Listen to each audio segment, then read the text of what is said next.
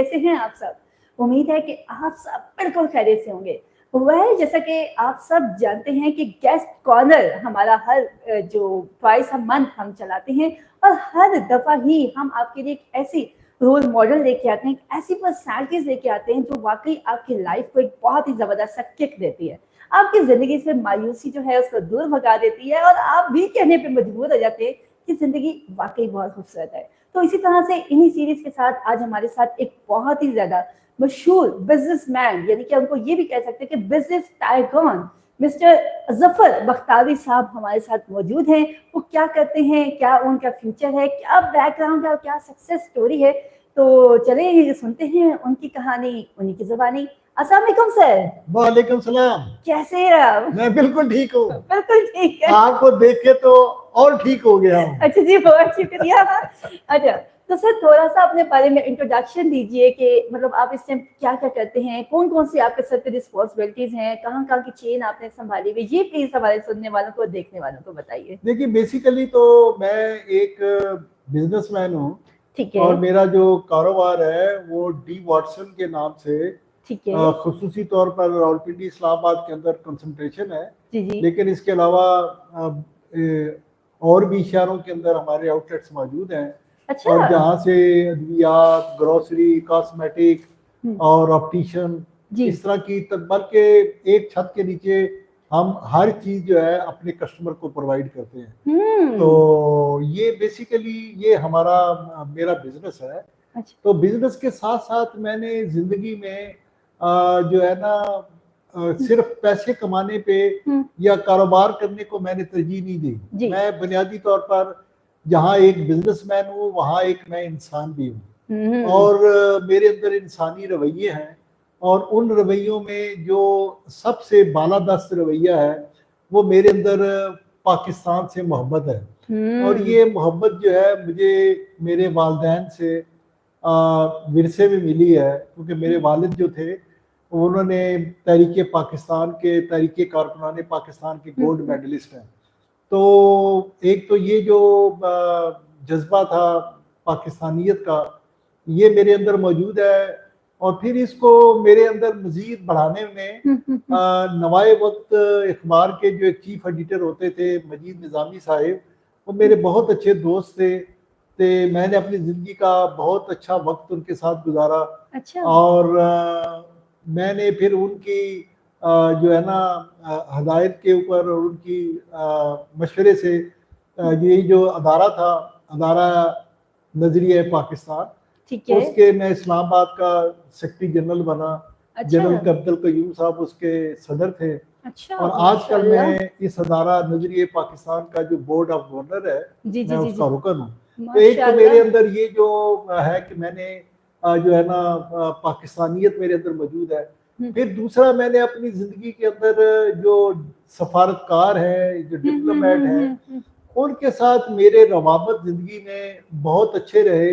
हुँ, इसकी multiple dimensions हैं, हुँ, वजूहात हैं हुँ, और उसके लिए मैं तफसील में जाऊंगा तो देर हो जाएगी। हुँ, लेकिन ये है कि मेरा बुनियादी मकसद ये था कि मैं जो डिप्लोमेट्स हैं हुँ, उनके जहनों के ऊपर हुँ, पाकिस्तान का एक सॉफ्ट इमेज, हुँ, एक हुँ, खूबसूरत पाकिस्तान, हुँ, एक हुँ, मेहमान नवाज पाकिस्तान, हुँ, एक मोहब्बत करने वाला पाकिस्तान हुँ, और एक बेहतरीन पाकिस्तान जो है, हुँ, एक जानदार पाकिस्तान हुँ, और इस तरह के जो इमेजेस थे मैं इनके जहनों पर हुँ। मरतब करूं।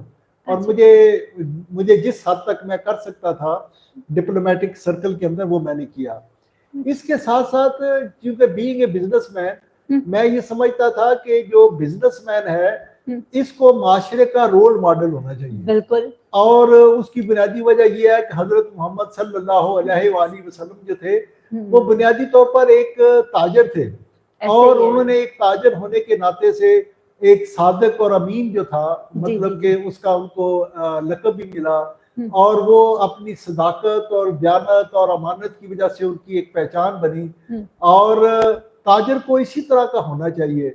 और हुँ, बदकिस्मती ये है कि हमारा माशरा जो है इसमें बिजनेसमैन को एज ए रोल मॉडल नहीं लिया जाता।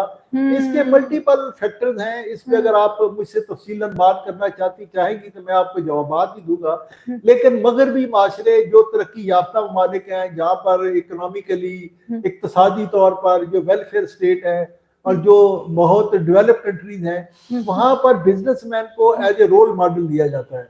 जैसे बिल गेट्स है, स्टीव जॉब है, वहां का नौजवान उनकी जिंदगी के बारे में पढ़ता है, उनकी जो जिंदगी के असूल होते हैं उनको फॉलो करता है।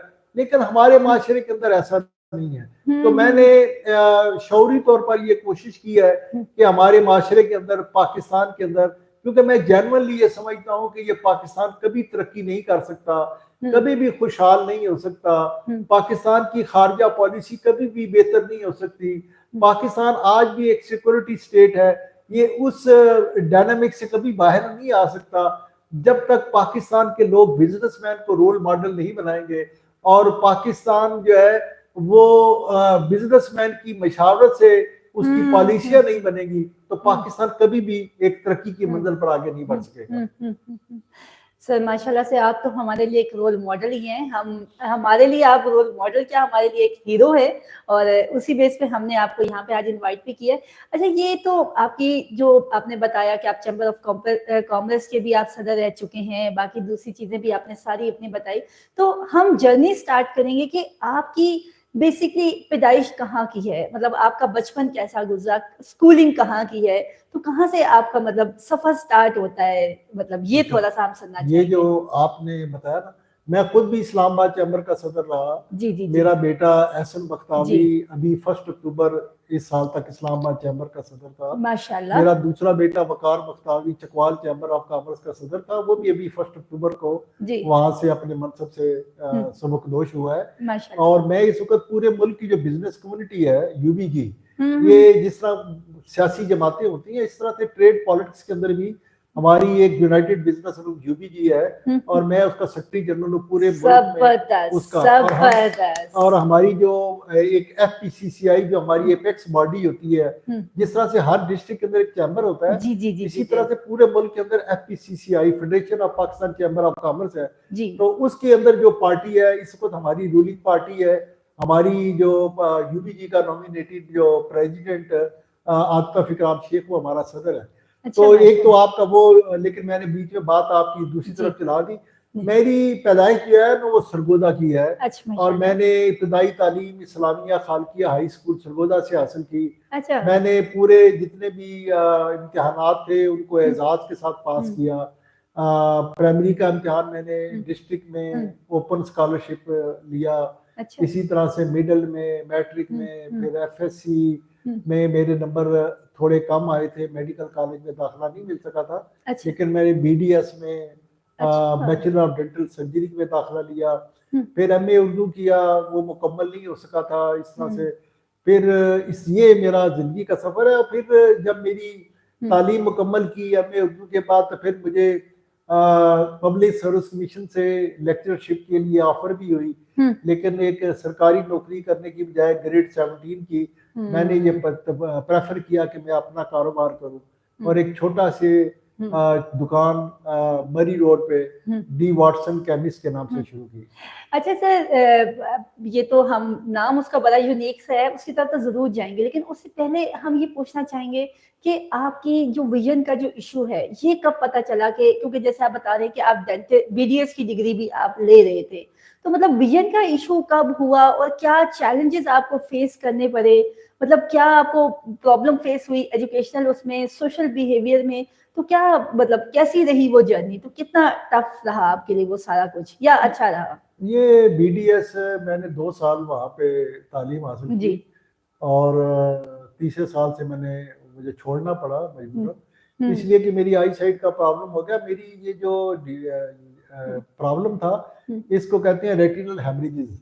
तो मेरी आंख के अंदर जो है ना हेमरेज होते थे, खून आता था। पहले एक आंख के अंदर रोशनी जो थी वो खत्म हो गई, फिर उसके बाद दूसरी आंख के अंदर जब ये मेरा मसला शुरू हुआ, तो फिर मैं 1971 में लंदन गया था। वहां पर डॉक्टर वाटसन थे। अच्छा। उन्होंने वो मूरफील्ड आई हॉस्पिटल है और गाइड हॉस्पिटल, वहां पर कंसल्टेंट थे। तो ये सही, आप कौन से सन की बात कर रहे हैं? ये 71 में है। तो अच्छा, यानी कि जब लोगों को इतना पता भी नहीं होता था कि आई सेट गई है, क्यों जा रही है, तो ये आप उस वक्त की बात बता रहे हैं? हाँ जी, उस वक्त तो मतलब कि ये लेजर पाकिस्तान में नहीं आया था। तो अच्छा। फिर डॉक्टर वाटसन जो थे उन्होंने लेजर अप्लाई किया था मेरी आंखों पे, हम्म, और यहाँ से मतलब कि हम्म। फिर ये वाली बातें हैं। तो यानी कि आपका फिर बिजनेस करने का आपके जहन में कैसे आइडिया आया कि मतलब आपने, वही बता रहे ना कि आपने स्टडी नहीं की बिजनेस की, बिजनेस करने के लिए कोई रोल मॉडल चाहिए होता है, कोई इंस्पिरेशनल चाहिए होता है, क्या किस चीज ने आपको इतना मोटिवेट किया, who was your role model? और आपने अपने डॉक्टर के ही नाम पे अपनी एक छोटी सी केमिस्ट बनाई, तो मतलब ये बड़ी एक इंटरेस्टिंग सा लगता है कि लोग नॉर्मली अपने नाम को आगे करते हैं, तो आपने उस डॉक्टर को ही अमर कर दिया कि जिस डॉक्टर ने आपको एक मतलब डिजीज डायग्नोज की। तो इसके पीछे क्या कहानी है, ये हम जरूर सुनना चाहेंगे। देखिए, वो जो डॉक्टर था ना, वो एक तरह से as a human being, as a doctor मेरा आइडियल था। तो मैंने जब ये सोचा कि मैंने अपने इस बिजनेस का नाम क्या रखूं, तो मैंने सोचा कि ये उसी के नाम पे होना चाहिए। एक तो ये बात है। दूसरी बात है कि मैंने ये काम क्यों शुरू किया। हाँ। देखे ना, मैं और भी बिजनेसेस थे, तो ये मैं एक चीज अपने जो हमारे सामीन और देखने वाले हैं नाजरीन, उनको ये बताना चाहता हूँ कि मैंने ये इसलिए फैसला किया कि मैंने 2 साल जो हमारी किंग एडवर्ड मेडिकल कॉलेज में हमारी क्लासेस होती थी, मैंने वहाँ पर एनाटॉमी, फिजियोलॉजी, पैथोलॉजी, फार्माकोलॉजी, ये सारे सब्जेक्ट मैंने वहाँ पढ़े थे। तो मेरा एक बेसिक बैकग्राउंड था, नॉलेज था मेडिसिन का भी, और इस तरह से मेडिकल प्रोफेशन का भी, ह्यूमन बॉडी का भी। तो ये सारी चीजें, जब मेरे पास एक बैकग्राउंड नॉलेज था, तो मैंने कहा यार कि मैं एक ऐसा काम करूं जिसमें ये मेरा जो बैकग्राउंड है, पढ़ा हुआ जो है मैंने, ये जाया ना हो जाए, इसको मैं आगे इस्तेमाल करूं। और इस चीज ने मुझे बड़ी मदद की, क्योंकि जब मैंने अब डिप्लोमेट की बात की है ना, तो मतलब के क्योंकि फिर मैंने एमए उर्दू किया, जब मैंने बिजनेस शुरू किया, तो मैंने डिप्लोमेट जो थे वो क्यों मेरे पास आते थे, उसकी एक वजह ये थी कि मैं अंग्रेजी बोल लेता था। तो मेरे साथ और भी दुकानें थी मेरे राइट लेफ्ट पे, लेकिन वो जाहिर है कि नहीं बोल पाते थे, कंफर्टेबल नहीं होते डिप्लोमेट। एक तो ये वजह थी।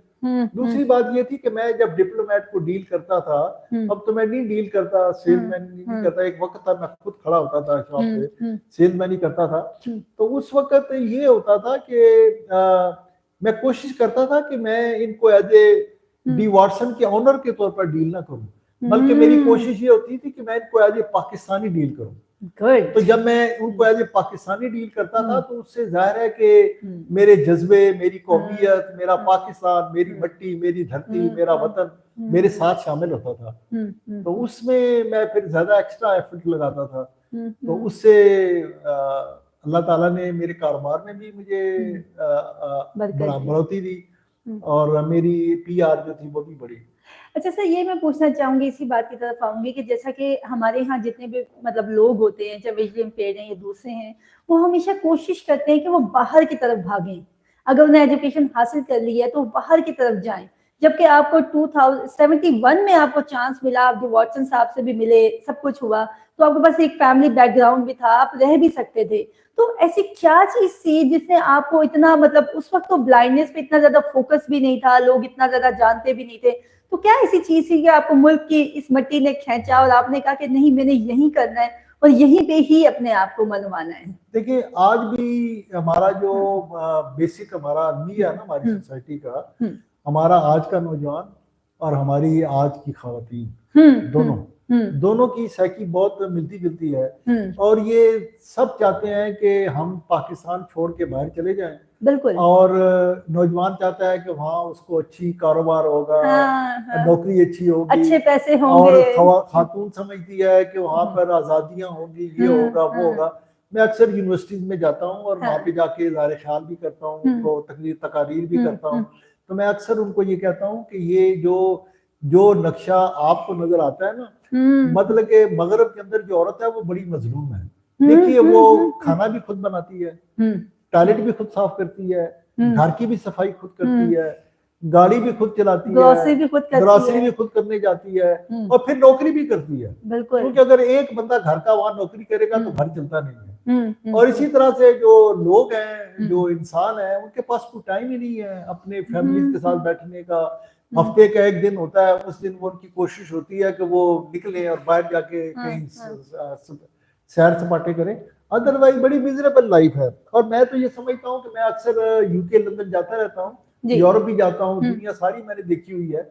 तो वो लोग तो सब मशीन की तरह होते हैं, और उनमें से जो 97% लोग हैं उनकी डे टू डे लाइफ है, उनकी लाइफ कोई उसमें कोई चार्म नहीं है। मतलब हमारी तो मैं कहती हूँ आम सा आदमी है, हमारी जो खवातीन है घरों के अंदर वो शहजादियां हैं, ऐसे ही उनके घरों में नौकर भी हैं, हर काम नौकर करते हैं, ड्राइवर है। मतलब कि वहां पे तो अगर मुलाजिम ना भी हो तो घर में काम बांट लेते हैं आप। हाँ सही है, वहाँ बांटने वाला भी कोई नहीं है ना, बांटने वाला मतलब अगर एक खातून का बच्चा पैदा होता है तो उसको उस वक्त वो अपनी माँ को बुलाती है या किसी को बुलाती है, वो 15 दिन 20 दिन के बाद वो फिर वापस आ जाती है। तो वो टेरेबल लाइफ है वहाँ पे। तो देखिए सर ने ये, मैं उन तमाम स्टूडेंट्स को कोट करना चाहूंगी, जो तमाम स्टूडेंट्स हमें तकरीबन डेली बेस पे तकरीबन जो है कई स्टूडेंट हमें कॉल करते हैं और ये कहते हैं कि मैम कोई ऐसा तरीका बताएं, हमें स्कॉलरशिप मिल जाए, हम बाहर चले जाएं, यहाँ पे पाकिस्तान में कुछ नहीं रखा, बाहर की लाइफ ज्यादा अच्छी है।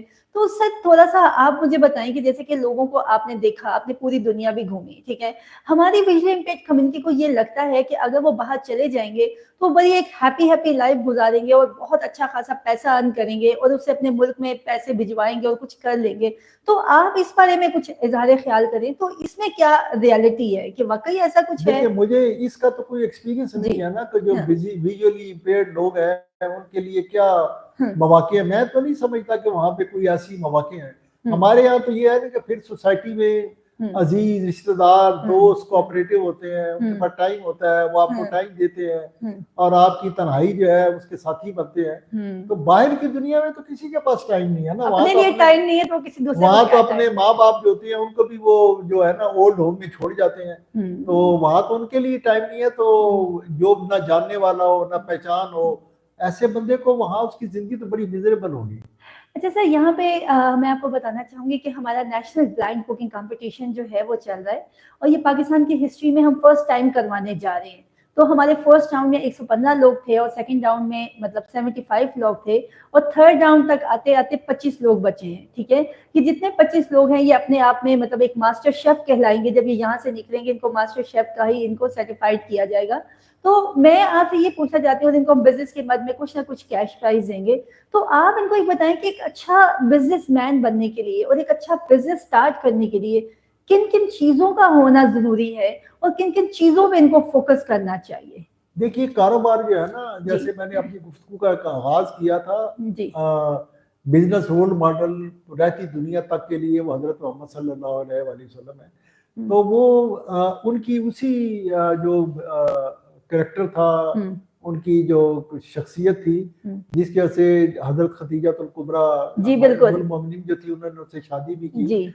तो मकसद मेरा ये है कि कारोबार के अंदर आपको एक ऑनेस्ट होना चाहिए, दयानदार होना चाहिए, सादिक होना चाहिए, और ये तो बुनियादी वस्फ है ना। कारोबार कोई भी जो जिसमें सच्चाई ना हो, दयानत ना हो और जिसके अंदर मिलावट हो, झूठ हो, तो कभी नहीं चलता, कभी नहीं चलेगा। तो इसके साथ साथ कारोबार के अंदर जो है ना मेहनत बड़ी जरूरी है। देखिए, हजूर जो थे वो आप एक तसव्वुर करें कि ऊंटों पर कारोबार होता था, वो लेके जाते थे मक्का से शाम इराक की तरफ। कितनी टेरेबल लाइफ होगी, रेगिस्तानों से सामान लेके जाते थे। तो इसी तरह से हमारी भी जिंदगी के अंदर अगर हमने भी एक सक्सेसफुल बिजनेसमैन बनना है तो उसके लिए अपने कारोबार के अंदर मेहनत करनी पड़ती है। अब देखिए ना, मेरा जो बिजनेस है बी वॉटसन का, तो इसके अंदर मेरी मेहनत ये होती है कि मैं ये समझता हूँ कि मेरी शॉप से अगर कोई बंदा कोई भी चीज लेने आता है, कोई मेडिसिन लेने आता है, और अगर वो उसको नहीं मिलती तो वो तो यही समझेगा तो यहाँ तो कुछ भी नहीं होता। बिल्कुल ऐसे तो इसको अवेलेबिलिटी है कि जिसको गारंटी करना कि आपको हर चीज हर वक्त भी व्हाट्सएप पर मिलेगी, तो ये बहुत मेहनत दरकार है। इसी तरह से हर कारोबार के अंदर आपको इसी तरह से अच्छी सर्विस होनी चाहिए, कस्टमर केयर होना चाहिए, ताकि कस्टमर जब आपके पास एक दफा जाए तो दोबारा भी जाए। तो मैं जब दुकान पर सेल्समैनी करता था तो मैं ये समझता था मैं कहता था कि यार जो खातून होती है ना, हम्म, उसके साथ एक्स्ट्रा केयर उसको करनी चाहिए, हम्म, क्योंकि खवातीन जब घर से जाती थी ना हम्म, शॉपिंग करके, हम्म, तो घर में बताती थी जाके वो डी वॉटसन का जो हम्म, लड़का है ना वो बड़ी अच्छी डीलिंग हम्म, करता है, हम्म, बहुत अच्छा है। हम्म, मर्दों के पास टाइम नहीं होता बातें करने का। हम्म, तो अगर आप किसी खातून के साथ अच्छा बिहेव करते हैं हम्म। तो वो आपका इश्तिहार पूरी गली में मोहल्ले में लगाती है। अच्छा, और अगर खातून ही बिजनेस कर रही है तो उसको क्या कहेंगे? खातून जो है वो जो है ना उसको भी कारोबार करना चाहिए, मैं ये तो नहीं हाँ कहता, जी। लेकिन ये है कि उसको भी अच्छी डीलिंग करनी चाहिए, हम्म, कस्टमर का केयर करना हम्म, चाहिए। हम्म, और लेकिन मर्दों के पास तो टाइम नहीं होता है ना बातें करने का, हम्म, किसी के बारे में जाकर ये कहने का यार कि वो फलानी दुकान से जाओ, हम्म, मतलब वो उनकी औरतें आपस में डिस्कस करती हैं आजकल फलाना फैशन है, हम्म। फलान कपड़े चल रहे हैं, फलान दुकान पे अवेलेबल है। तो अच्छा, वैसे वेल यहाँ पे मैं ये चीज तो कहना चाहूंगी कि भाई इसमें तो कोई शक नहीं है, डिवॉटसन ने अपना एक नाम बनाया है। और कहते हैं कि कोई मेडिसिन अगर कहीं से नहीं मिलती तो वो डिवॉटसन से मिलेगी। और डिवॉटसन पे कोविड के दिनों में जब टीके इंजेक्शन शॉर्ट हो गए थे जो कहीं से नहीं मिलते थे, तो तब भी डिवॉटसन की जितनी भी चेन है इनकी तरफ से फुल कॉपरेशन होती थी। और ये कहा जाता था कि जस्ट 1 दिन का या 2 दिन का टाइम दे, आपको मिल जाएगी। ऐसा ही होता था ना? कि वो हमने पूरी हाँ, कोशिश की। देखिए पूरी कोशिश की। कोविड का जो जमाना था ना, अल्लाह हाँ, ताला पाकिस्तान को महफूज हाँ, रखे, आप सबको महफूज रखे। हाँ, तो हमने उस जमाने में ये मैंने एक पहली बात जब इब्तिदा की थी हम्म, कि मैंने मेरे अंदर इंसानी रवैये जो है ना, हम्म, तो हम्म, जब आप इंसानी रवैयों के साथ कोई कारोबार करते हैं तो फिर आप ये नहीं सोचते जब हम्म, कि भाई देखे ना, अब कारोबार मेरा ऐसा है हम्म, कि अगर इसके अंदर भी मेरे अंदर इंसानियत नहीं होगी तो ये तो अल्लाह ताला की भी किसी भी कारोबार में अगर इंसान इंसान नहीं है तो उस पर अल्लाह ताला का भी जो है ना वो उसके साथ मेहरबानी नहीं। अल्लाह ताला ने बड़ी मेहरबानी की मेरे साथ, माँ बाप की दुआएं मेरे साथ थी और दोस्तों ने मुझसे बड़ी मोहब्बत की। हम्म। और हमारी ज्वाइंट फैमिली सिस्टम था, हम अच्छा। भाई इस कारोबार में इकट्ठे थे। आज मेरे बेटे हैं हसन और वकार, हम्म, और इसी तरह से हमारे जो दोनों भाई हैं उनकी औलादे जो है वो भी, हम्म। तो मिल के हम एक ज्वाइंट फैमिली सिस्टम है ना। यानी कि तो आप किसी कह भी रहे हैं कि कारोबार, इत्तेफाक बहुत हाँ, जरूरी है घर हाँ, में। ये यूनिटी जो है ना हाँ, ये यूनिटी। कारोबार के लिए बहुत जरूरी होती है, सपोर्टिंग होते हैं एक दूसरे को। हाँ, हर इंसान मुकम्मल नहीं होता, किसी में बिल्कुल। कोई कमी है, किसी में क्या हाँ। कमी है। हम्म, तो जब एक तमाम हाथ मिल के हम्म। एक यकजा हो जाते हैं तो फिर उसमें बड़ी ताकत आ अच्छा, जाती है। वैसे ये कैसे ख्याल आया? आपने बताया कि आप केमिस्ट थे और सिर्फ मेडिसिन रखी, और फिर उसके बाद मतलब वो तो समझ आ गई, आपने फीमेल को अच्छे से मेडिसिन सेल की तो उन्होंने फैशन का बताया, तो एकदम से ये डिवॉटसन एक केमिस्ट से एक बहुत बड़ा मतलब एक मॉल में कैसे बदल गया? मतलब अब मुझे भी पता है कि जाना हो तो एक डिवॉटसन चले जाओ, फल भी मिल जाएगा, सब्जी भी मिल जाएगी, गोश्त भी मिल जाएगा, दवाई भी मिल जाएगी। तो ये कैसे आइडिया है इतने बड़े सेटअप को मतलब एक चलाना अपने आप में? मैं कहती हूँ बहुत बड़ा काम है। तो आप ये चीज कैसे आई, और किस तरह से फिर आपने आहिस्ता आहिस्ता मरी रोड से इसको ग्रो करते करते इसकी चेन माशाल्लाह से कितनी ब्रांचेस है इस टाइम आपके अभी इस्लामाबाद पिंडी में? ओवर 30 ब्रांचेस हैं। 430 ब्रांचेस है। और मैंने क्या कहा था, ओवर 30, सॉरी, 30 से ज्यादा, 30 के करीब जो है ना, 30। 30 के करीब इनकी मतलब चेन्स हैं पूरे पिंडी पाकिस्तान में इस टाइम पे, डिवॉटसन की पिंडी और इस्लामाबाद में। और ये उन तमाम लोगों के लिए मैसेज है जो कहते हैं कि नहीं मैम हमें तो गवर्नमेंट की जॉब करनी है, नहीं मैम हमें 9 to 5 की जॉब करनी है, क्योंकि वही चीज है कि हमें पैसे मिलते हैं, कारोबार हम ब्लाइंड लोग नहीं कर सकते। तो आपके सामने एक जीती जागती मिसाल है। एक मैं कहती हूँ कि पाकिस्तान के बिजनेस टाइबॉन है ये, जिन्होंने चाहते तो एक अच्छे पढ़े लिखे थे, अच्छी बैकग्राउंड फैमिली से थे, बाहर भी जा सकते थे, नौकरी भी कर सकते थे, लेकिन उन्होंने ये चीज की। अच्छा सर, यहाँ पे मैं एक चीज ये पूछना चाहूंगी आपसे कि अक्सर मतलब सॉरी एक सवाल तो रह गया जो उसका भी आपसे मैं जवाब लूंगी कि इतना बड़ा सेटअप बनाने का ख्याल कैसे आया और क्यों हुआ? पहले आप इसका जवाब दें फिर मैं नेक्स्ट क्वेश्चन की तरफ देखिए जाती बात यह है ना कि बुनियादी तौर पर जो हर चीज की एक सैचुरेशन पॉइंट होता है। हूँ। जी। जब मैंने शुरू किया कारोबार तो मेरे पास तो इतना सरमाया नहीं था ना, हम्म। एक थोड़ा सा महदूद सरमाया था, मतलब कितने से कि बिजनेस स्टार्ट किया? 20,000 रुपए से शुरू किया था। तो उस वक्त ये 1975 में, तो उसके बाद फिर और फिर जो मेडिसिन होती है इसकी सेल लिमिटेड होती है ना, आप एक हाथ से ऊपर नहीं जाती है। तो फिर अच्छा। हमने उस पर चीजें ऐड करते गए, सरमायाकारी करते गए, फिर इस तरह से कॉस्मेटिक शुरू किया, फिर ग्रोसरी शुरू की, फिर अभी इसमें देखिए मेरा मॉडल जो था ना वो बूट्स था। लंदन में यूके में एक बूट्स कंपनी है जिसके अंदर मेडिसिन के अलावा हर चीज होती है। अच्छा। तो उस मॉडल को फॉलो करते हुए फिर मैंने आगे इसको एक्सपेंशन दी। और इंशाल्लाह ताला अल्लाह के फजल करम से हमारा मकसद जो है ना पैसा कमाना नहीं है। हम चाहते हैं कि हम लोगों को अच्छी सर्विस दें, क्वालिटी की चीज़ें दें, चाहे वो मेडिसिन है, चाहे वो ग्रोसरी है, चाहे कोई भी चीज़ है, तो उसके अंदर क्वालिटी हो, ब्रांड हो। और मैं आपको आज के आपका सवाल तो नहीं है, लेकिन मैं आज की नई नस्ल को ये भी कहना चाहता हूँ कि भाई आप अपना ब्रांड बिल्डअप करें। अगर आपने जिंदगी के अंदर तरक्की करनी है, आप देखिए ना हर बंदा जो है वो डी वाटसन पर इसलिए जाता है कि डी वाटसन एक ब्रांड बन चुका है। बिल्कुल। तो जो मगरबी माशरे हैं उनके अंदर यही होता है कि वो अपना ब्रांड बिल्डअप करते हैं। तो आप आइंदा नस्लों के लिए अगर और कुछ नहीं कर सकते तो अपना ब्रांड बिल्डअप करें, आपकी आने वाली नस्लें जो है उसका फल खाती रहेंगी। देखें सर ने कितनी अच्छी बात की आप लोगों से। अच्छा सर मुझे ये बताएं कि हमारी जो यंग जनरेशन है, जैसे कि आप मुसलसल में आपकी बात से मैंने दो चीजें बड़ी फील की हैं कि आपने कहा कि अगर आप एक अच्छे इंसान है ना तो आप सब कुछ हैं, अगर आप एक अच्छे इंसान नहीं है, अमानतदार नहीं है तो कुछ भी नहीं है। और हमारी जो जितनी भी न्यू जनरेशन है सबका एक ही बात है, पैसा पैसा पैसा। नौकरी ऐसी हो कि 24 घंटे काम करना चाहिए, पैसा ज्यादा से ज्यादा आना चाहिए। बिजनेस नहीं करना, बिजनेस नुकसान करेगा, नौकरी लेनी चाहिए। और उसके बाद फ्रस्ट्रेटेड होके आते हैं, 2 दिन में तनख्वाह खत्म हो जाती है और फिर पूरा महीना उधार पे गुजरे। तो आप इन बच्चों को क्या कहेंगे, जबकि अब जॉब मार्केट खत्म हो चुकी है पाकिस्तान में, तो बिजनेस का ज्यादा रिवाज चल रहा है। तो आप हमारी ये न्यू यंग जनरेशन को क्या मैसेज देना चाहेंगे कि भाई क्या क्यों मतलब वो इस बिजनेस की तरफ आए? देखिए मैं अपने हवाले से बताता हूँ कि मैंने जिंदगी में कभी भी ये नहीं सोचा कि यार मुझे पैसा मैं कमाऊं।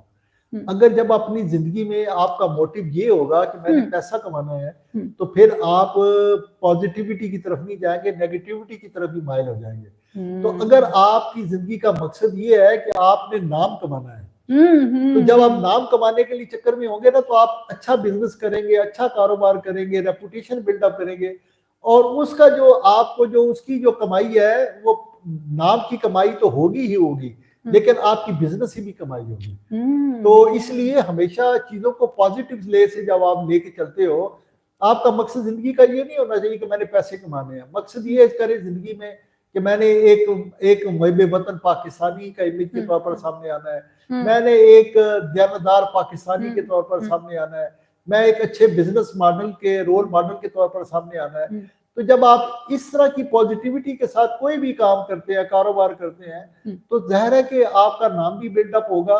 आज बख्तावरी जो है वो एक ब्रांड नेम है, आज डी वाटसन भी एक ब्रांड नेम है। बिल्कुल। तो मैंने 2 ब्रांड नेम बिल्डअप किए अपनी जिंदगी में, एक डी वाटसन का ब्रांड नेम और एक बख्तावरी का ब्रांड नेम। तो हर बंदा ये समझता है कि बख्तावरी एक ऐसा नाम है जो एक मुहब्बे वतन नाम है, जो पाकिस्तान के लिए अपनी जान दे सकता है, जो मुल्क के लिए सब कुछ कर सकता है। तो इस तरह से ये ब्रांड हमें बनाने चाहिए अपने नामों के। उन्होंने कहा कि ये ब्रांड बनाए अपनी अमानत का, अपनी दयानतदारी का। इस तरह के ब्रांड मत आए कि जी मैंने एक चीज बनाई और इसमें मैंने किस तरह से चापलूसी करके या बटरिंग करके और खराब चीज सेल करनी है, वो चीज नहीं होनी चाहिए। कस्टमर बिल्ड करें।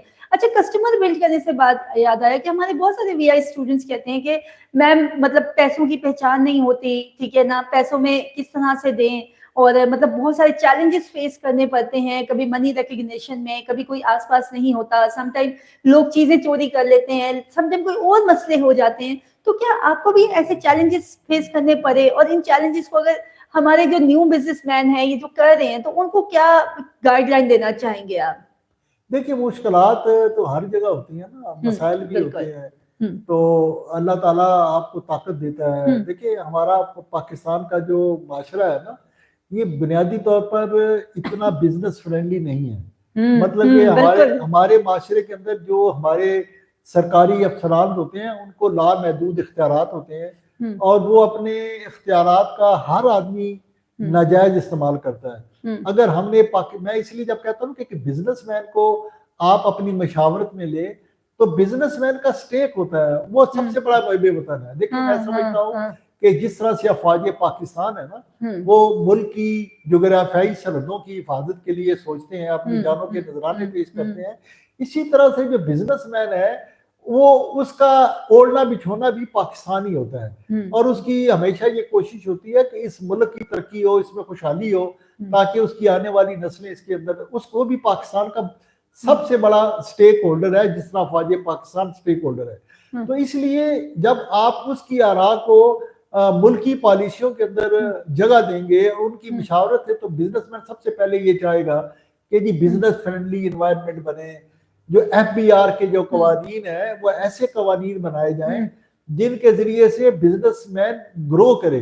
अब देखिए ना, अभी जो FBR जो पॉलिसियां बनाता है वो कहता है जी कि अगर आप टैक्स नहीं देंगे तो हम आप एयर ट्रैवल नहीं कर सकेंगे, बिल्कुल ऐसे अगर ही है। आप सस्ती नहीं बनेंगे तो आप गाड़ी नहीं खरीद सकेंगे। मैं एक मिसाल दे जी रहा हूँ। बिल्कुल ऐसे। इसकी बजाय ऐसा होना चाहिए कि इंसेंटिव बेस्ड पॉलिसियां हो कि अगर आप टैक्स देंगे तो आपको है ना फजाई सफर में इतनी राहत मिलेगी, अगर आप जो है ना इनकम टैक्स सस्ती होंगे तो आपकी जो गाड़ी की जो परचेज है उसके अंदर आपको ये राहत दी जाएगी। तो इस तरह की हमारी जो सारी पॉलिसियां हैं वो मतलब कि जिस तरह समझते हैं कि जैसे क्रिमिनल को डील करना होता है। भाई बिजनेस एंड क्रिमिनल नहीं है, ये इस मुल्क का सबसे बड़ा स्टेक होल्डर है।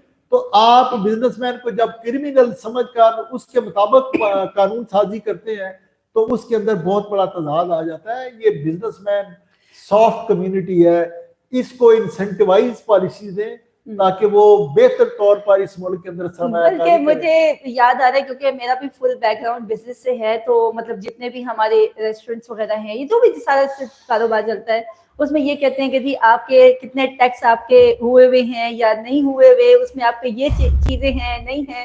बल्कि बिजनेसमैन को ज्यादा वो टफ टाइम दे रहे होते हैं, कभी फूड अथॉरिटी वाले आ रहे हैं, कभी कुछ आ रहे हैं। सो वेल ये सारी भी एक चीजें नहीं है। अच्छा सर, मैं ये पूछना चाहूंगी, आपके बच्चों का तो आपने जिक्र किया, तो ये मुझे बताएं कि क्या मतलब आपकी शादी कैसे हुई, और वो विजुअली इम्पेयर्ड से हुई, साइटेड से हुई, तो वो कैसा मतलब रहा आपका इत्तेफाक, वो कैसा जर्नी रही आपकी?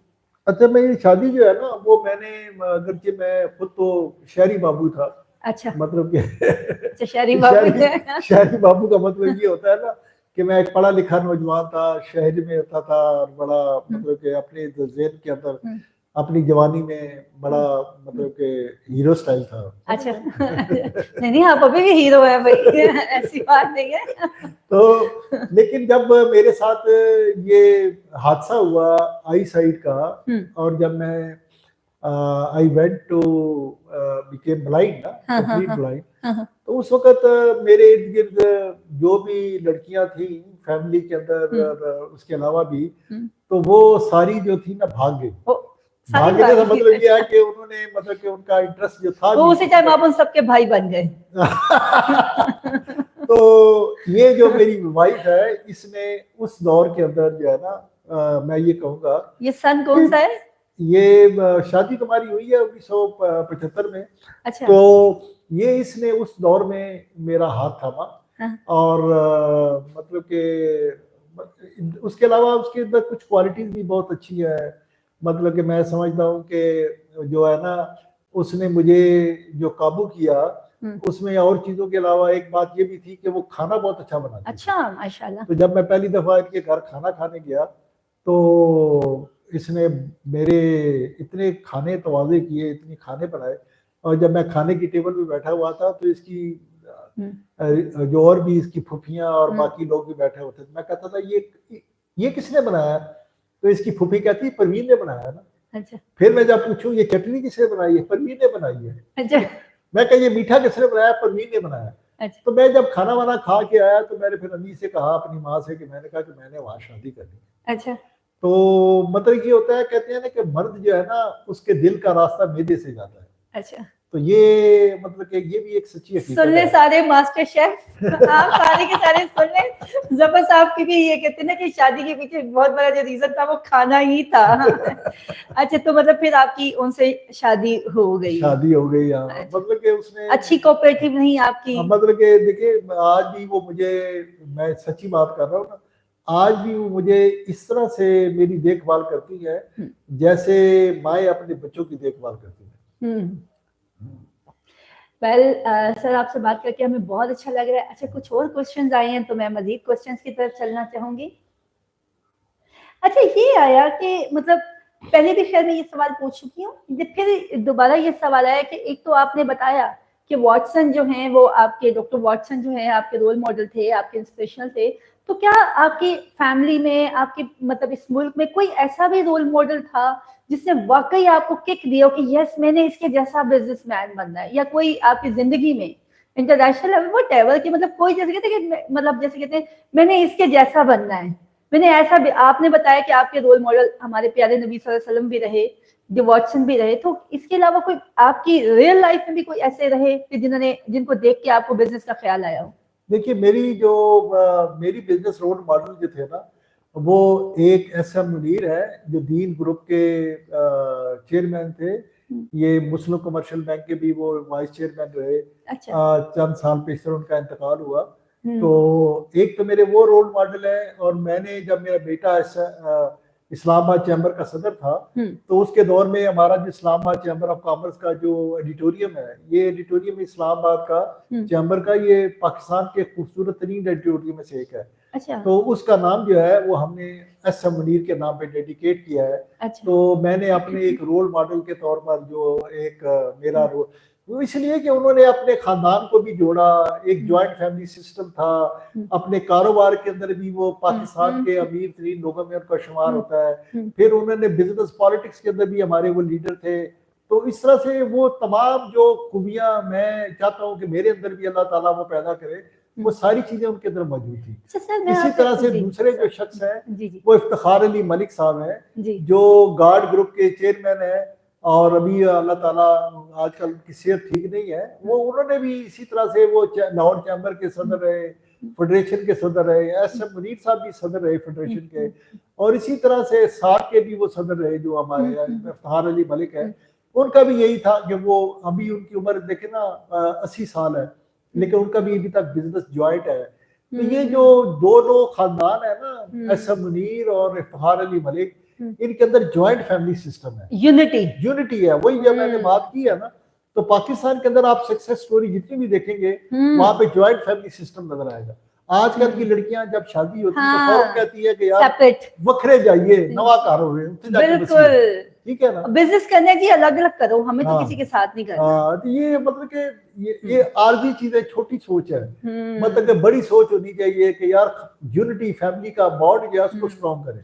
अच्छा सर, मुझे आपसे बात करके ये अंदाजा हो रहा है कि आपका जितना भी आपकी लाइफ जर्नी है, आपने सिर्फ अपनी दुकान पे खड़े होकर सिर्फ चीजें बेचने वाला काम नहीं किया, आपने बिहेवियर भी दिखाए, एथिक्स भी दिखाए, और साथ साथ आपने लोगों के साथ, सोसाइटी के साथ अपने लिंक बिल्ड किए। आपने ये कभी भी नहीं सोचा कि भाई मैं क्यों किसी के पास जाऊं, लोग मेरे पास आए। तो मतलब ये आप मतलब हमारी कम्युनिटी को ये बताना चाहें, बताएं कि सिर्फ ये नहीं कि अपने 1.5 इंच की मस्जिद बना के बैठ जाए कि जिसने आना है इधर ही आओ, नहीं तो हमने कहीं नहीं जाना। तो इनके बिहेवियर, सोशल बिहेवियर्स कैसे होने चाहिए एज अ बिजनेसमैन, कि इनको क्या क्या करना चाहिए? ये तो आपने बताया, दयानतदार भी हो, अमानतदार भी हो, तो अपने लिंक कैसे बिल्ड करें अपने बिजनेस को ग्रो करने के लिए? देखिए मैंने पहले भी बात की है ना कि बिजनेसमैन जो है ना ये रिफॉर्मर है। सोसाइटी के अंदर जो भी तब्दीलियां है ना, देखिए जो नौजवान तबका होता है वो बाहर की जो तब्दीली के असरात होते हैं उनको ज्यादा जल्दी कबूल करता है। जो बिजनेसमैन होता है वो कंजर्वेटिव होता है थोड़ा। अच्छा। वो धीरे धीरे चीजों को कबूल करता है। असल जो हमारी माशरा है ना, हमारी जो सोसाइटी है, हम एक इस्लामिक सोसाइटी है, फिर हम एक पाकिस्तानी सोसाइटी है, हमारी एक रवायत है, हमारी एक तहजीब है, हमारी एक माशरत है। इसको कंजर्व करना अपने माशरे को, ये सिर्फ और सिर्फ एक बिजनेसमैन कर सकता है।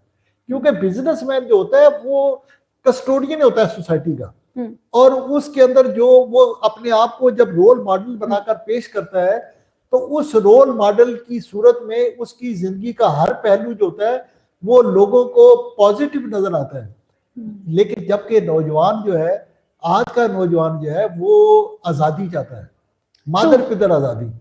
तो मकसद ये है कि इसके अंदर बैलेंस करने के लिए, अब देखिए ना, मिसाल के तौर पर आज का नौजवान जो है वो क्या कहता है, वो मैकडोनल्ड जाना चाहता है, बिल्कुल KFC जाएगा, वो KFC जाना चाहता है। अगर मैंने खाना खाना है ना, तो मैं कहूंगा यार मैं अपने देसी खाना खाऊं, मैं बट पे चला जाऊं, रोटी कढ़ाई खा लूं, बट कढ़ाई खाऊं। हाँ, तो मकसद ये है कि ये एक डिफरेंस है ना अपनी हाँ, ओपिनियन में। हाँ, तो अब ये जो आ ना, आप जब खाने आपको जब अपने खाने अच्छे नहीं लगते, तो इसका मतलब है आप धीरे धीरे अपनी तहजीब और माशरत से कटते जा रहे हैं। हम ये अपनी ख- जड़ें काट रहे ये हैं। जो कुजीन होती है ना, ये खाने जो होते हैं, ये आपको अपनी मट्टी से दूर ले जाते हैं।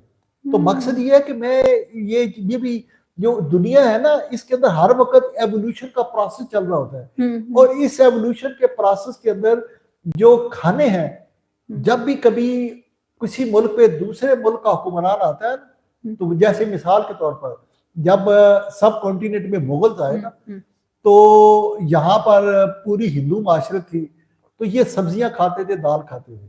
अच्छा, ठीक है। जब मुगल्स आए तो वो गोश्तखोर थे, ये गोश्त खाने लगे। गोश्त खाने वाले थे नहीं।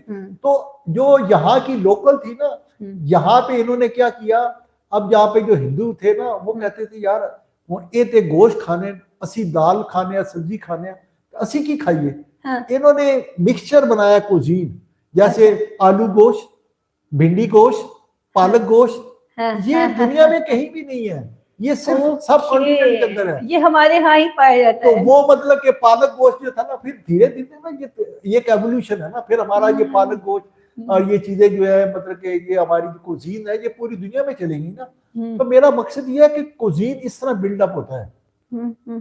तो आजकल जो ये जो डिफरेंट किस्म के इटालियन फूड्स है, ये बर्गर सोसाइटी है, आप कहते हैं ये बर्गर बच्चे। तो इसी तरह से ये बाकी भी जो जैसे चाइनीज फूड है, तो ये दुनिया के जो बड़ी पावर्स होती हैं, वो दुनिया को इन्फ्लुएंस करने के लिए अपनी फूड जो होती है चेन है, उसके जरिए लोगों को influence, this is the latest technology to influence other societies. तो हमें भी जो अपनी कुजीन है, पाकिस्तानी जो डिशेज है, इसको पूरी दुनिया के अंदर इंट्रोड्यूस करना चाहिए। हमारा जो सेवर है, अब देखिए ना, सेवर जो है ये एक बहुत बड़ा ब्रांड बन के पूरी दुनिया के अंदर अपनी जो है ना धाक बिठा सकता है। लेकिन उसको अगर गवर्नमेंट हमारी सहूलतें फराहम करे, वो खुद भी सब कुछ कर सकता है। लेकिन ये है कि गवर्नमेंट जब उसको मोटिवेट करती है अपने इर्द गिर्द में, तो मैं समझता हूँ कि सबसे पहले तो सेवर को जो है ना यूएई के अंदर जाना चाहिए, अरब कंट्रीज के अंदर। लोग बड़े दूर दूर से सेवर खाने आते हैं। हाँ बिल्कुल, और वो बड़ा पसंद करते हैं कि सेवर। सही है। और कहीं पे इकोनॉमिकल भी है ना, इकोनॉमिकल है उसको, मतलब मैंने कई जगहों पे सुना कि जी कहाँ जा रहे हैं, जिस सेवर जा रहे हैं, अच्छा गरीबों की पीसी पे जा रहे हैं। तो देखिए आपकी यंग जनरेशन की सोच इतनी डर्टी हो चुकी है कि अगर वो एक अच्छा खाना जहाँ से इकोनॉमिकल मिल रहा है, तो उसको वो गरीबों का पीसी का नाम दे देते हैं। तो हमारे यहाँ बच्चे जो हैं बहुत ज्यादा मेटेरियलिस्टिक टाइप के हो गए। अच्छा सर, इसी से रिलेटेड मेरा सवाल आया है गुजरात से। इस बच्ची का कहना है कि जी ये माशाल्लाह से हर लिहाज से काबिल हैं, ये फ्रोजन आइटम बहुत अच्छा बना लेती हैं। इसके अलावा और भी हमें 1-2 शहरों से आया है कि इनके स्किल बहुत अच्छे हैं, हाथ के स्किल, जैसे लाइक क्रोशे का काम हो गया और जैसे हैंड नेटिंग हो गई, हैंडमेड चीजें, ये सब बहुत अच्छे से बना लेते हैं। लेकिन उन्होंने कहा है कि हमारे एरिया में जो सबसे ज्यादा हमें चैलेंज फेस करना पड़ रहा है कि हम अपने सराउंडिंग में जहाँ पे भी जाते हैं, लोग हमें ये कहते हैं कि ये ब्लाइंड ने बनाया है, अच्छा ठीक है, फिर हमें नहीं चाहिए, ठीक है, वो हमें फौरन से इनकार कर देते हैं, वो हमें उस तरह का रिस्पॉन्स नहीं देते। तो क्या डिवॉट्सन माशाल्लाह से एक अपना नाम बना चुका है, तो क्या ये विजुअली इम्पेयर्ड को के लिए मतलब कुछ इस तरह की हमें फैसिलिटीज मिल सकती हैं, या मतलब आपका इस बारे में क्या राय है कि हम किस तरह से घर बैठे फीमेल अपने बिजनेस, अपने हुनर को जाया मत करें और घर बैठ के पैसे कमा सकें? देखिए तो ये बड़ी अच्छी बात है। देखिए मैं भी चाहूंगा कि मैं कुछ कंट्रीब्यूट करूं, और जो मेरा एक रोल है माशरे के अंदर, उसमें अपने उससे मेरी ज़ात से इस कम्युनिटी को कुछ फायदा पहुंचे, तो उसमें देखिए तरीका ये है कि आप भी ऑन बोर्ड हो। मिसाल मैं देता हूँ कि आप जितनी भी इस तरह की कढ़ाई सिलाई वाले बच्चियां हैं, उनकी चीजें इकट्ठी करें, उनकी एग्जीबिशन मैं करा दूंगा, डिप्लोमेट्स को बुलाऊंगा, किसी अच्छी वेन्यू पे ये तकरीब हो जाएगी, तो इनकी जो ये चीजें इंट्रोड्यूस भी हो जाएंगी, उनकी सेल भी हो जाएगी। तो इसी तरह से जो बाकी चीजें हैं, जैसे कोई खाने पकाने वाली चीजें है, फ्रोजन फूड है, तो उसके अंदर भी ये है कि हर चीज जो है ना, वो रखना तो कोई इशू नहीं है। हाँ, लेकिन मैं अभी रख सकता हूँ, लेकिन बिके भी ना, बिके मतलब अगर चीज पड़ी रहे तो और एक खास लाइफ टाइम होता है तो उसके लिए भी ये है कि उस फूड को हम इंट्रोड्यूस करें पहले उसके लिए सोसाइटी के अंदर, माशरे के अंदर ये अवेयरनेस क्रिएट करे कि यार ये जो काम है ये ब्लाइंड बच्चियां मिलके कर रही हैं, और उसका एक ब्रांड बने। फिर हम उसमें डिप्लोमेट्स को बुलाएं, एम्बेसडर्स को बुलाएं, बड़े बड़े बिजनेसमैन को बुलाएं, ताकि उनके अंदर भी ये आगे ही पैदा हो कि ये क्या कहते हैं, एक तीर में दो शिकार। मकसद के उनको चीज भी मिल रही है, अच्छी भी मिल रही है, और किसी की मदद भी हो रही है। अच्छा, जैसे मुझे तहजीब का मतलब वे ऑफ स्टाइल बड़ा पसंद है कि उनके काउंटर के ऊपर आप देखें, उन्होंने कुछ भी, आप लेने तो जाएंगे लेकिन वो काउंटर पे मेहमान नवाजी के लिए पहले से उन्हें चीजें भी रखी होती हैं कि जी टेस्ट एंड ट्रायल पे, जी ये आप खा के देख लें, आपको पसंद आ रहा है तो आप ले लें। तो मेरे ख्याल में ये भी एक अच्छा आइडिया है कि कोई भी विजुअली इम्पेयर्ड अगर अपने इलाके में करना चाह रहा है, कुछ भी बना के पहले थोड़ा बहुत मार्केट में उनको टेस्ट करवाए, उनको इंट्रोड्यूस करवाए, मार्केटिंग करे, क्योंकि मार्केटिंग होगी तो फिर। अच्छा सर, वैसे कि ये मैं आपको बताऊं कि अक्टूबर चल रहा है, हमारा व्हाइट केन सेफ्टी डे पूरा महीना सेलिब्रेट किया जा रहा है। लास्ट टाइम तो सीख हैदर साहब भी आए थे और बड़े अच्छे बच्चों को गिफ्ट दे के गए कि अपनी आवाज में वो बच्चों को मतलब कोई नॉवल रिकॉर्ड करके देंगे।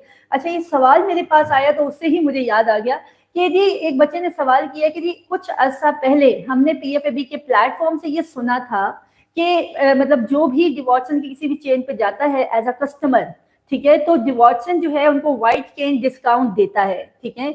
तो उन्होंने कहा ये चीज कुछ अर्सा पहले ही, मतलब उसके बाद हमें नहीं पता कि कंटिन्यू हुई है या नहीं हुई। तो उनका ये कहना है कि जैसे कि आप अक्टूबर का महीना है, व्हाइट केन सेफ्टी डे भी चल रहा है, तो क्या अभी भी अगर कोई विजुअली इम्पेयर्ड कस्टमर जाए आपकी तरफ व्हाइट केन लेके, तो क्या उसको अभी भी व्हाइट केन डिस्काउंट मिलता है, और अगर मिलता है तो कितना मिलता है? जी मिलता है, बिल्कुल। देखिए जो भी जाएगा उसको 10% डिस्काउंट। जबरदस्त। देख रहे भाई, डिवॉर्सन की 30 ब्रांचेस हैं, आप तो कहीं पे भी अपनी व्हाइट केन लेके जाएंगे। और डॉक्टर जफर बख्तावी साहब ने भी आप लोगों को ये गिफ्ट दिया, तो 10% अच्छा खासा रेशियो होता है। मतलब अगर आप भी एक बिजनेसमैन कल को बनेंगे और आप लोग भी सोचेंगे कि 10% जब आपको निकालना पड़ता है ना, 10% का मतलब ये तो आपने तो प्रॉफिट बिल्कुल खत्म कर दिया है। आप बिल्कुल इसी तरह से आ जाते हैं जैसे आपने एक चीज को एक मेन कॉस्ट पे लिया, ऐसे ही होता था ना। तो ये देखिए, ये बहुत बड़ी बात है। और सर आपका ये message all over the country के अलावा पूरी दुनिया में ये मैसेज आपका जा रहा है, और इस टाइम पे आपका प्रोग्राम जो है ये भी ऑल ओवर द वर्ल्ड देखा जा रहा है। तो मैं इसके और सवाल है, मैं वो भी लेके चलती हूँ।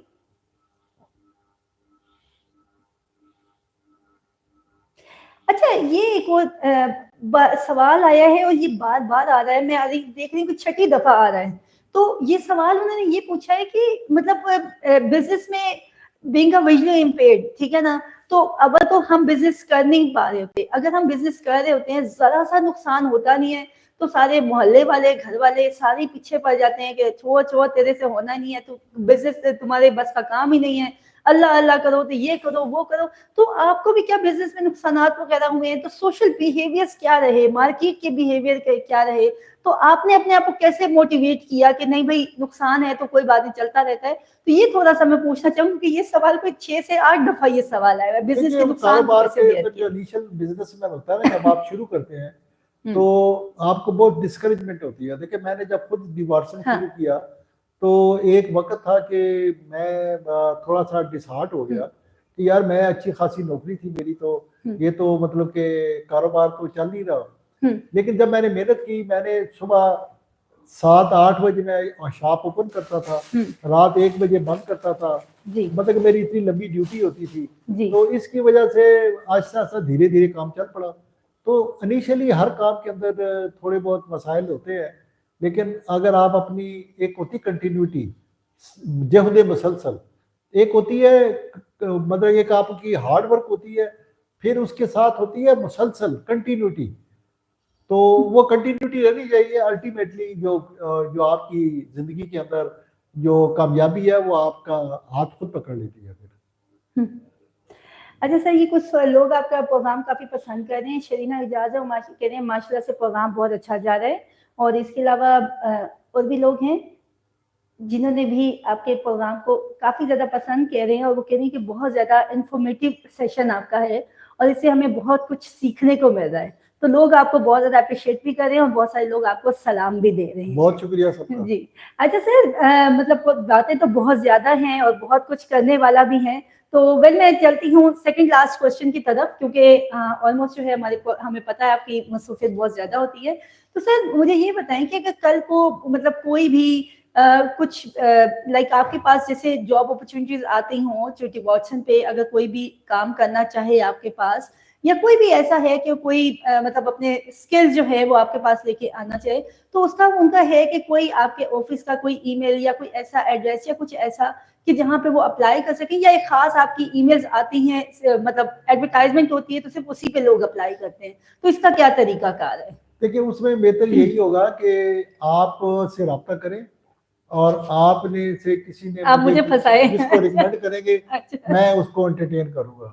इस तरह से देखिए ना, मैं खुद तो वो होता नहीं हूँ, जी। तो बजाय इसके लिए कि मैं कह दूं, मैं देखा मेरा इस वक्त लाइफ जो है ना बड़ी बिजी लाइफ होती है, मेरी मल्टीपल इंगेजमेंट्स होती हैं, और एक बंदा अगर ब्लाइंड मेरे पास चल के आता है, पहुंच जाता है, और मैं उसको वहां नहीं मिलता, तो वो बड़ा मैं इसको लिए मैं हर्ट फील करूंगा। तो उसका बेहतर तरीका ये है कि मैं आई एम ऑलवेज अवेलेबल, लेकिन उसके लिए एक वाया मीडिया बनाए कि आपके तवज्जुह से आप आए, जो भी आना चाहता है, जो भी जिसका इशू है, मैं एड्रेस करने के लिए, मदद करने के लिए तैयार हूँ, लेकिन वो आपके थ्रू आए। अच्छा सर, यहाँ पे वही मुझे आपकी मेरी बात याद आ गई जो लास्ट टाइम भी हमने अपने गेस्ट से कही थी। तो हमारा जैसे एक प्रोग्राम चलता है साइमाज इंटरप्रेन्योरशिप प्रोग्राम, ठीक है, और साइमाज एक हमारे दो चलते हैं, एक है साइमाज इंटर्नशिप प्रोग्राम। इंटर्नशिप प्रोग्राम में हमारे जो बच्चे पढ़े लिखे होते हैं, जिन्होंने लाइक मास्टर्स किया होता है या एमफिल किया होता है, उनको हम मेन स्ट्रीम में जो है उनको चांस देते हैं कि 3 मंथ्स के लिए जो है वो वहां पे जॉब करें, ठीक है। दूसरा हमारा है साइमाज इंटरप्रेन्योरशिप प्रोग्राम, जिसका मतलब ये कि छोटे छोटे बिजनेसमैन को इतनी स्पेस दी जाए कि वो ग्रोन अप हो सकें अपने बिजनेस में। तो क्या हम आपको इसके लिए साइमाज इंटर्नशिप या साइमाज इंटरप्रेन्योरशिप का हिस्सा बना सकते हैं? हाँ जी, कि हमारे ऐसे बच्चे जो हमारी तरफ से स्क्रीनिंग से हो के गुजरे हैं, ठीक है। और फिर हम आपके पास, अच्छा आपसे मैं यहाँ पे 2 चीजें पूछना चाहूंगी। जाहिर सी बात है आपका सेटअप माशाल्लाह से बहुत बड़ा है और बहुत अच्छा बना हुआ है, तो आपके पास मैंने 2 किस्म की अपॉर्चुनिटीज देखी है। एक ये है कि लोग सेलमैन भी होते हैं, लोग कंप्यूटर पे भी काम कर रहे हैं, और एक वो होते हैं कि जो अपने मतलब चीजें सेल कर रहे होते हैं वहां पे। तो क्या हमें इंटर्नशिप और इंटरप्रेन्योरशिप दोनों में ही आपकी फेवर मिलेगी, या आपको लगता है कि जस्ट इंटरप्रेन्योरशिप में हमें मिल सकती है? तो ये हमें थोड़ा सा बताइए। आप जैसे भी मुनासिब समझते हैं ना, आप समझते हैं डी व्हाट्सएप जाते हैं, हाँ। मैं जिस काबिल भी हूँ ना, आई एम ओपन, मतलब कि कोई इंटरप्रेन्योरशिप कर ले, जो बच्चा इस काबिल होगा उसको जॉब भी मिल जाएगी, कोई ऐसी बात नहीं है। अच्छा माशाल्लाह से देखें भाई, सफर बख्तारी साहब ने ये कहा है कि अगर आप बिजनेस करने के वाकई ही अहल हैं और आप बिजनेस करना चाहते हैं, तो उसी तरह से साइमाज एंटरप्रेन्योरशिप का आप हिस्सा बनेंगे, वहाँ की सारी स्क्रीनिंग से आप गुजरेंगे, और अगर तो आप उस स्क्रीनिंग से कामयाब हो गए तो जफर साहब आपको भरपूर चांस देंगे। अच्छा सर, यहाँ से मैं आपसे एक सवाल पूछना चाहूंगी, मतलब ये है कि नॉर्मली हमारी इंटर्नशिप और इंटर्नशिप तो हमारी होती है 3 मंथ्स की, ठीक है, लेकिन ये कि उसके बाद अगर वो बच्चा अपने आप को मनवा लेता है तो वो कंपनी उनको आगे केटर कर लेती है। लेकिन ये तो बिजनेस है, और ये बिजनेस में अपने पैसे ही लगाएंगे, अपना ही सब कुछ करेंगे। तो अगर कस्टमर को इनका काम पसंद आ जाता है, अगर कस्टमर को इनकी क्वालिटी प्लस क्वांटिटी पसंद आ जाती है, तो क्या आप डिवॉट्सन पे इनका वो स्टॉल चलते रहने देंगे, या एक खास लिमिट तक होगा कि 6 महीने साल बाद उसकी असेसमेंट की जाएगी? हम जो भी चीजें डी व्हाट्सएप पर बेचते हैं ना, हम खुद तो नहीं बनाते ना, खुद नहीं बनाते। सब चीजें जो होती हैं वो मैन्युफैक्चर बनाता है, उसकी चीजें हम बेचते हैं। तो अगर कोई ब्लाइंड कोई चीज बनाता है तो हमें उसमें ज्यादा खुशी होगी, लेकिन हम क्वालिटी पे जाएंगे, क्वालिटी पे अच्छी चीजें हो तो कस्टमर खरीदे। ये नहीं कि मैं चीजें रख लूं और वो चीजें बिकी ना और पड़ी पड़ी खराब हो जाए, वो बच्चा भी जो है वो भी परेशान हो, हम भी परेशान हो कि हमारी स्पेस थी, इतनी कीमती स्पेस है, वो उसका यूटिलाइजेशन नहीं हुई। अच्छा सर, वैसे आपने बड़ी अच्छी बात की कि आपने कहा मेहनत बड़ी करनी पड़ती है, सुबह से लेकर रात तक करना पड़ता है। तो आप हमारे सुनने वालों और देखने वालों को ये बताएं कि एक बिजनेसमैन को कितने आवर्स मतलब एक मेहनत दरकार होती है एक अपने अच्छे बिजनेस को ग्रो करने के लिए? देखिए, मैंने आपको पहले बताया कि मैं सुबह जब डी व्हाट्सन शुरू किया था ना, तो मैं सुबह 7 बजे ओपन करता था शॉप और रात को 1 बजे बंद करता था। और ये सारे तकरीबन ये बनते हैं 18 घंटे। 18 घंटे में खुद शॉप पे होता था, अकेला, वन मैन शो। सेल्समैन भी खुद होता था, हर चीज खुद करता था।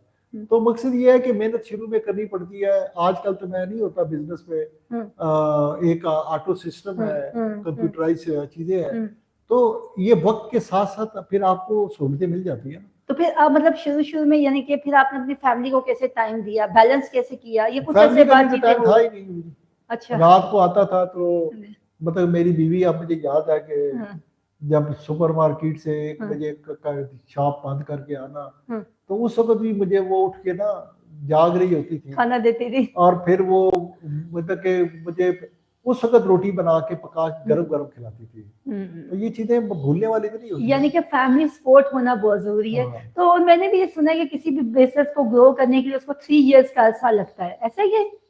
नहीं, वो तो कि कारोबार जो है ना, पुरानी बात तो मशहूर ये है ना हाँ। कि पहले साल खट्टी, नहीं, हाँ, दूसरे साल हट्टी, खट्टी। तीसरे साल खट्टी। पहले साल क्या था? पहले साल होती है ना, पहले साल खट्टी, खट्टी, हाँ दूसरे साल हट्टी, तीसरे साल भट्टी। मतलब जी, कोई इस तरह का है कि भाई हाँ, पहला साल तो आपका नुकसान होता है, नुकसान होता है, दूसरे साल दुकान बनती है, तीसरे साल आपका अपनी कमाई शुरू होती है। कमाई शुरू होती, क्योंकि ये मुझे लेकिन याद है कि पता ये चलता असूल है। पुराना है।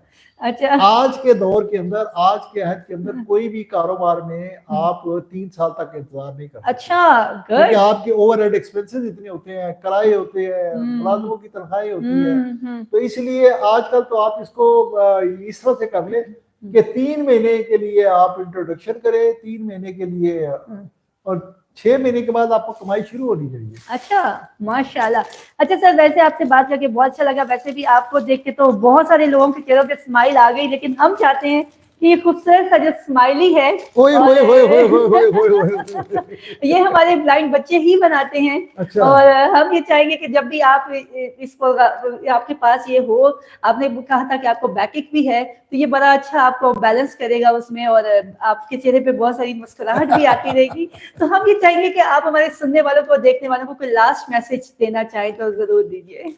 देखिए, मैं तो यही कहना चाहूँगा कि ये पाकिस्तान जो है, ये दुनिया का एक अजीम मुल्क है, खूबसूरत मुल्क है, इसके अंदर बेपनाह वसाइल मौजूद हैं। इस जैसी मिट्टी जो है वो दुनिया में कहीं नहीं, इतनी जरखेज मिट्टी है। यहाँ पर पानी है, मतलब कि दया है, इसके जो फल हैं बड़े मीठे हैं।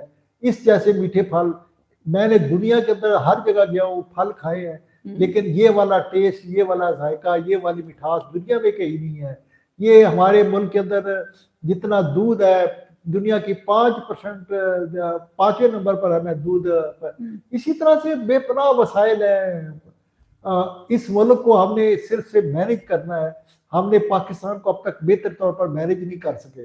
अगर हमारी मैनेजमेंट बेहतर हो जाए इस पाकिस्तान को मैनेज करने में, और ये बेहतर मैनेजमेंट तभी हो सकती है जब इस मुल्क की जो मामलात है, इस मुल्क की जो भाग दौड़ है, वो कारोबारी लोगों के हाथ में आएगी। वेल, सर के साथ बहुत अच्छा लगा, और सर ने कितनी प्यारी बात की कि देखें, हम लोग बस एक पैसे को ही मेन अपनी ज़िंदगी का मकसद बनाते हैं, उसके बदले में हमें कितने वसाइल मिल रहे होते हैं। अगर आप लोग गाँव में रहते हैं तो आपको ताज़ा दूध, ताज़ी आबो हवा, ताज़ा गोश्त, और मतलब इतने सारे हेल्पिंग हैंड, बहुत प्यार करने वाले रिश्ते मिलते हैं।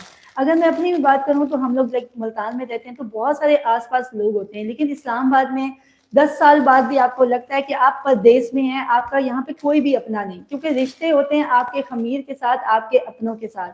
तो बजाय इस जिंदगी के दौर में मशीनी दौर का हिस्सा बनने के बजाय, आज आप वाइट कैन सेफ्टी डे के मौके पे आप ये बने कि वाकई आपके कुबल वतनी आपके अंदर आनी चाहिए, एक अच्छे पाकिस्तानी, अच्छे बेटे, अच्छी बेटी और अच्छे बहू बने, और अल्लाह का शुक्र अदा करें। क्योंकि कहते हैं ना कि अल्लाह ताला ने कहा है कि ऐ मेरे शख्स, रोज का मेरे से शुक्र अदा कर और मैं तुझे कोई खुशखबरी दिए बगैर नहीं सुलाऊंगा। तो अल्लाह ताला का बहुत सारा शुक्र अदा कीजिए, और इस खूबसूरत जिंदगी को हमेशा खूबसूरती से जीजिए और मुस्कुराते रहिए, क्योंकि जिंदगी बहुत खूबसूरत है। अल्लाह ने की बात।